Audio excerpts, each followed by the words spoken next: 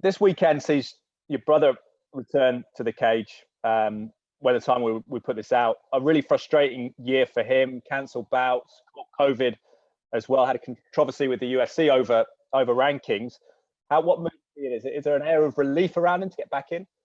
Yeah, there is. Like with this fight, it was just like rather than sitting on the sideline with the Belal matchup, he just needed to get back in because it's coming up to like 2 years now that he hasn't had a fight. When he's had matches booked, he's had like 4 matches booked, and they've all been cancelled due to this COVID thing. You know what I mean? So yeah, he's looking sharp. Yesterday in his last training sessions, he's looking really good, man. So I can't wait to see his performance. What was the frustration level like for him over the past few months? And has he been able to focus? I know you've been training together. Has he been able to, I guess, be philosophical?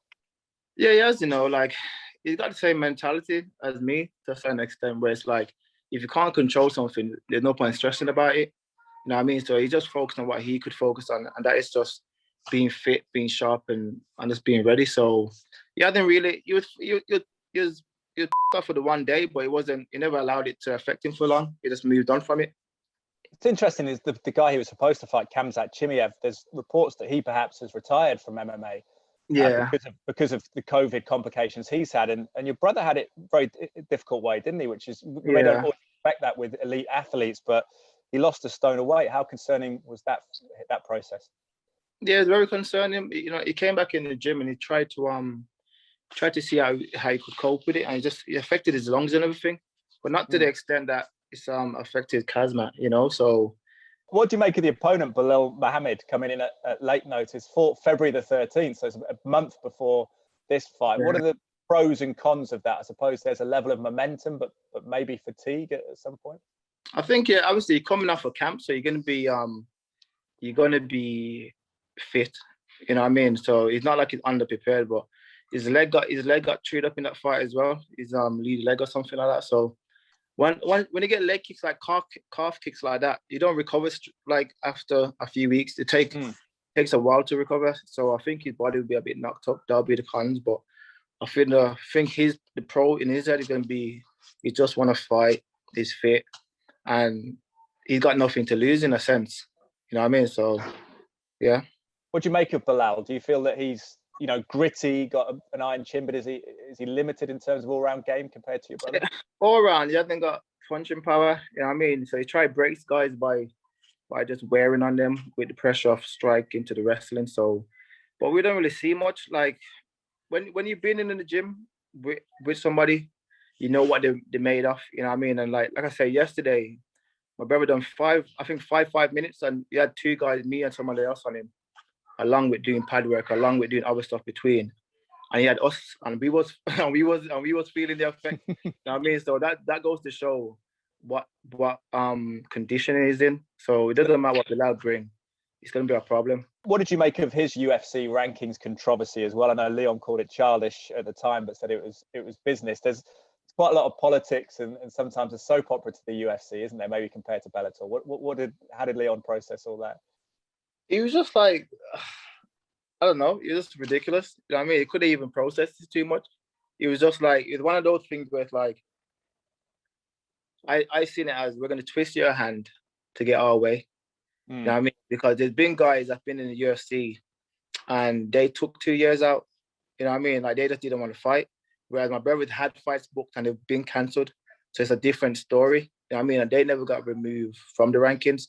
So the fact that they done that was, they just done it to say, okay, don't want this fight, we're gonna do something so you have to have the fight, you know what I mean? So it's just like, it's just one of those ones, like you either take it or you don't, sort of thing.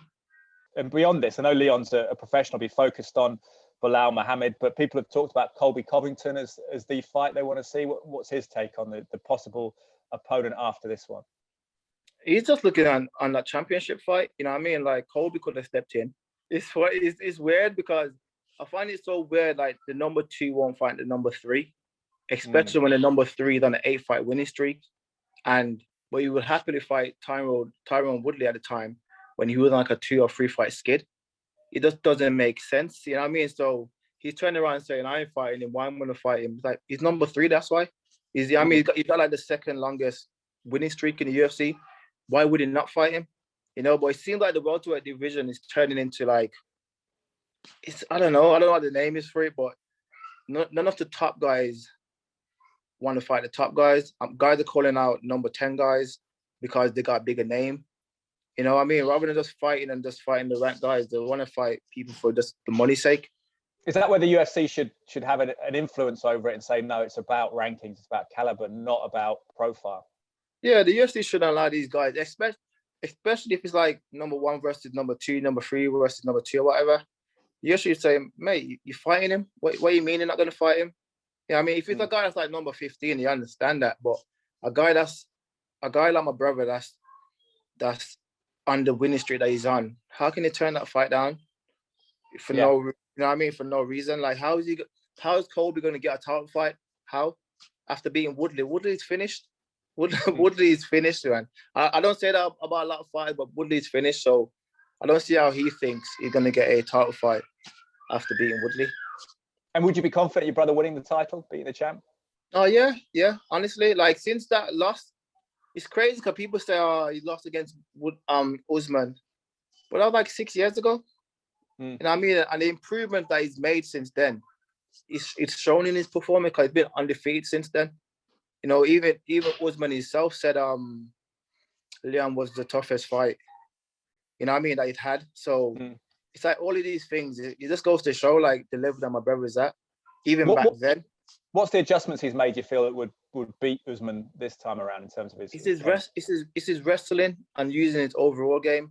When he went to that fight, he went into it with a mind frame of, I need to stop takedowns and strike, rather than, I got takedowns as well. You know what I mean? So it improved a lot in his takedowns and just mixing it up rather than just being a one-dimensional fighter. Now he's coming and he's threatening in all areas. Yeah, it's all-round fighter then. That's the key, is it? That's the evolution of the MMA fighter, I suppose. Yeah, a lot of guys, but you know, compared to the back of day fighters, some guys go in there, you know what they're gonna do. You know what I mean? But nowadays you have to have everything. Even like the best wrestlers, they can't just come out and just shoot for the takedown because they get that stop. They have to come out and try strike to get the takedowns.